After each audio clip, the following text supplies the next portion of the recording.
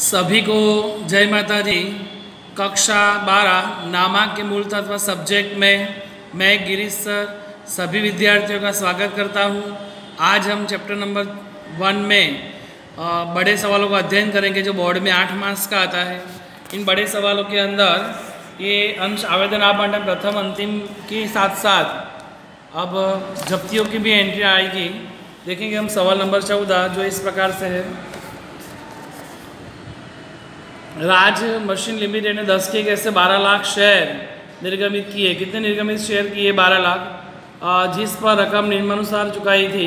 आवेदन के समय 3, आवंटन में 4, प्रथम अंतिम में 3। तो हम भी लिख रहे गणना करते हैं। आवेदन में 3, आवंटन में 4, प्रथम अंतिम में 3। कंपनी को 14,70,000 शेयर के लिए आवेदन पत्र मिले थे। निर्गमित किए। कितने निर्गमित किए? 12 लाख। आवेदन पत्र मिले कितने? 14,70,000। तो 12 लाख के सामने 14,70,000 मिल रहे हैं। इसका 2,70,000 अधिक मिले जिसे हम वापस करेंगे।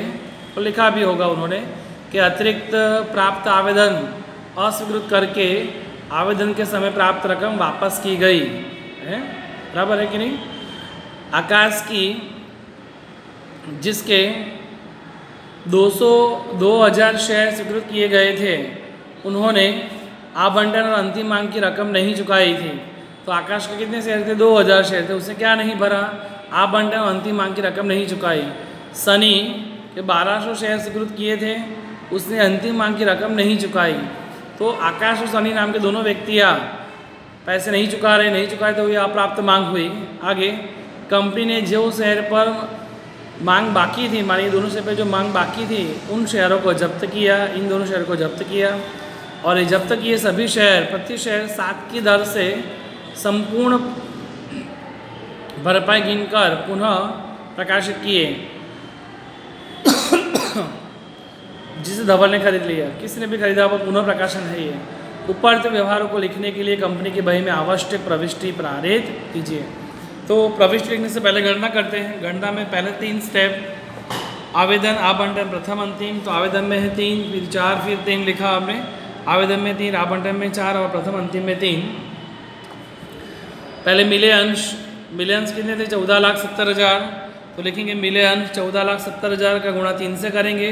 44,10,000 आएगा। आवेदन आवंटन में उसका कुछ नहीं करेंगे, माइनस करेगा अधिक अंश। तो मैंने अभी बताया 12 लाख के सामने 14,70,000 मिले। इसका अर्थ ये है कि 270 अधिक मिले। अधिक है तो माइनस करेंगे 270 गुणा 3 करेंगे तो कितना आएगा? 8,10,000। इसमें डैश आएगा। अब ये रकम मिले अंश में से अधिक घटाओ तो जो मिले वो अंश पूंजी कहलाएगी। इसमें से घटाओ तो ये अंश पूंजी की रकम है। अंश पूंजी का गुणा हम सभी रकम के साथ करते हैं। आपको ऐसा पहले मैंने सिखा दिया। तो 12 लाख गुणा 3 वैसे भी 36 लाख आएगा, माइनस करोगे तो भी 36 लाख ही आएगा। 12 लाख गुणा 4 48 लाख और 12 लाख गुणा 3 तो 36 लाख। और बराबर 3 स्टेप हो गए हमारे। मिले अंश माइनस अधिक अंश और अप्राप्त। मिले अंश माइनस अधिक अंश तो मिलेगी अंश पूंजी। अंश पूंजी के बाद माइनस करेंगे अप्राप्त मांग। अप्राप्त मांग में फर्स्ट नाम है आकाश, उसने आवंटन और अंतिम मांग की रकम नहीं चुकाई। तो लिखेंगे आकाश ने आवंटन प्रथम अंतिम नहीं चुकाई, तो इसका अर्थ आवेदन चुका दिया है। तो आकाश के 2,000 शेयर पर आवेदन चुका दिया, तो आवेदन में राइट साइन कर दिया हमने। जबकि आवंटन प्रथम अंतिम नहीं भरे हैं तो 2,000 गुणा 4 8,000 होगा और 2,000 गुणा 3 तो 6,000 होगा। बराबर। सनी, अब सनी ने क्या नहीं भरा है? 1200 शेयर पर अंतिम मांग की रकम नहीं चुकाई थी। तो लिखेंगे सनी के 1200 शेयर पर आवेदन आप अगर प्रथम अंतिम नहीं चुकाई है तो आवेदन आप अंडर चुका दिए तो वो ऑब्लिक के मतलब उसमें चुका दिए तो राइट साइन करेंगे हम। तो 1200 गुणा 3 3600 नहीं चुकाए, माइनस करेंगे। अब 48 लाख में से 8,000 नहीं चुकाया, प्राप्त मांग घटा दो तो बचे कितने? 47,92,000 बैंक में जाएंगे। ठीक वैसे ये दोनों अप्राप्त मांग घटाएंगे 26 में से तो 35, 90, 400 वो बैंक में जाएंगे। बराबर। ये हमारी सिंपल गणना हुई। अब इसी गणना के आधार पर हम अनुशक्ति की गणना करते हैं। जैसे कि आवेदन में 3, आवंटन में 4, प्रथम अंतिम में 3, जो ऊपर दिए थे ना वही रकम लिखी हमने।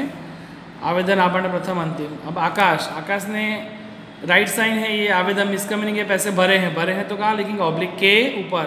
माने 2,000 गुणा 3 तो 6,000। बाकी में राइट साइन नहीं है तो इसका अर्थ ये पैसे भरे होंगे नहीं भरे तो ऑब्लिक के नीचे।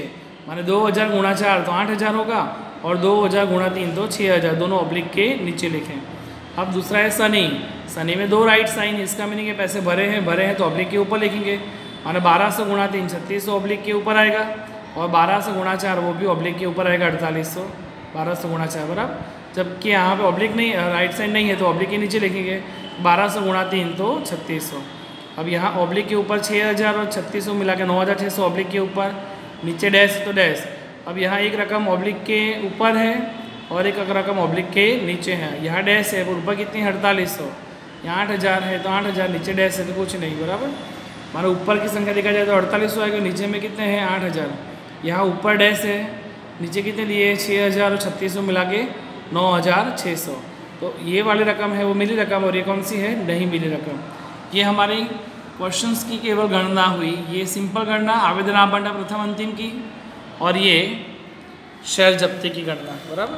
अब हमारी मेन एंट्री आप जानते ही हो, अंश आवेदन के समय क्या एंट्री होगी, बैंक खाते उधार अंश आवेदन खाते से पैसे मिले तो क्या पूंजी खाते ले जाते तो क्या एंट्री करेंगे, अंश आवेदन खाते उधार अंश पूंजी खाते से और बैंक खाते से, बराबर। 2 की एंट्री करवाते जाता हूँ, हम रकम लिखते जाते हैं। पहले तो बैंक खाते उधार मिली रकम, मिले अंश की रकम कितनी है 44,10,000, गणना में देखेंगे हमारे 44,10 है तो लिखेंगे 44,10 44,10, जो जमा किए 44,10 वही उधार करो, अंश पूंजी खाते जमा बैंक खाते जमा, पूंजी में अंश पूंजी की रकम कितनी है 36 लाख तो लिखेंगे 36 लाख, बैंक में अधिक रकम आती है तो अधिक रकम है 8,10,000 तो लिखें 8,10,000।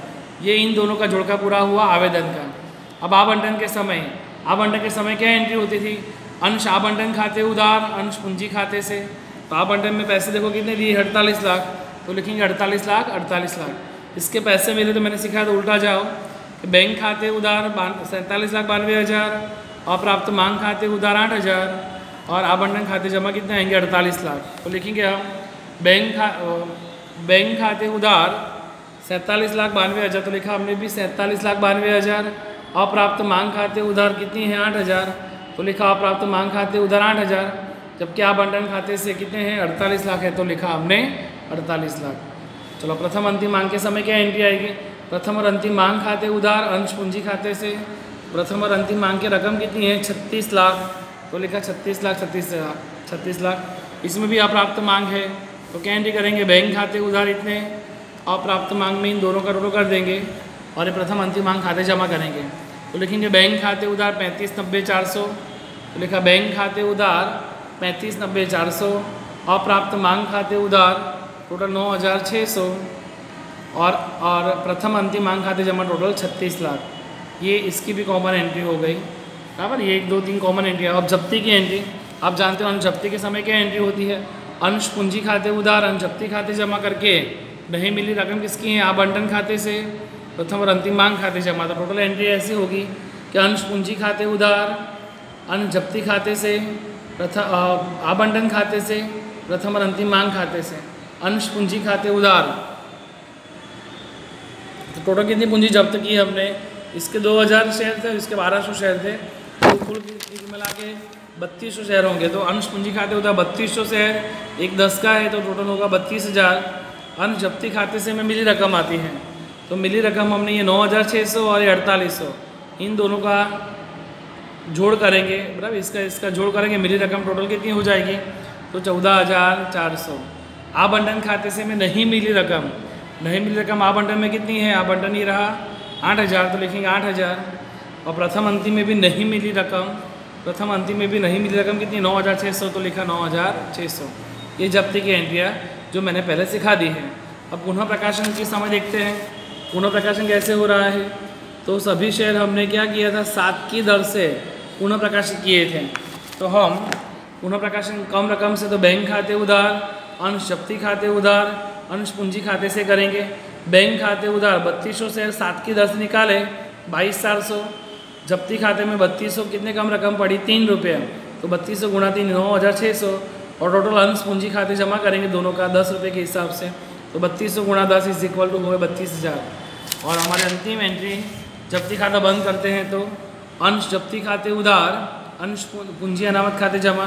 तो जब्ती खाते की जमा शेष कितनी है हमारे पास 14,400, जब्ती खाते की उधार शेष कितनी है 9,600, 14,400 में 9,600 जाएंगे तो आंसर आएगा आपका 4800 4800, इन सब का टोटल कर दोगे कुल योग जो भी होता है वो बराबर है। इस प्रकार ये आपका सवाल नंबर 14 की सिंपल गणना है। जो सवाल नंबर 14 है उसकी ये सिंपल गणना है। फिर ये शेयर जब्ती की गणना, ये 1 से 6 सिंपल प्रविष्टियाँ, जब्ती और पुनः प्रकाशन की 7वीं 8वीं प्रविष्टियाँ, और ये जब्ती खाता बंद करने की प्रविष्टियाँ बराबर। लास्ट में कुल योग कर दोगे आप। आज का होमवर्क है, एक ओरल क्वेश्चंस दे रहा हूँ जो सभी स्टूडेंट अच्छी तरह से सॉल्व करें।